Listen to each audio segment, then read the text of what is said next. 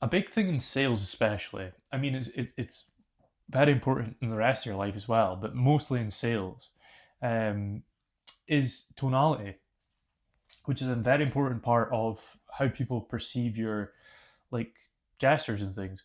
I think it's hard to obviously know yourself straight away how you come across, but obviously after a while of being present in the moment and thinking about things, I think this is another large thing as well. A lot of people don't think about how things have gone, and they just take it up to circumstance that something hasn't gone well or it's gone good.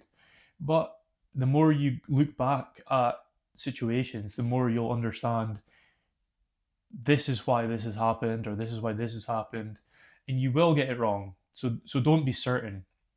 A large lesson as well is humility, because if you aren't um, humble in everything you do, the problem is it's exactly how I think doctors are the best example of this. And don't take me wrong, obviously a lot of doctors can be very good at helping people out and just being good human beings.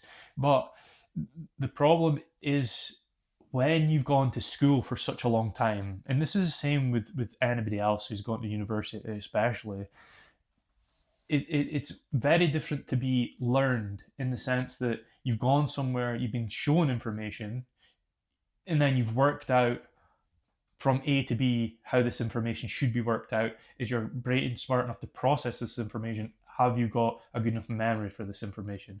Which is a totally different thing with humility. Humility makes you able to learn from anything and anyone. It's an amazing thing, because once you understand that everything and everyone can teach you something to improve your life, you understand that,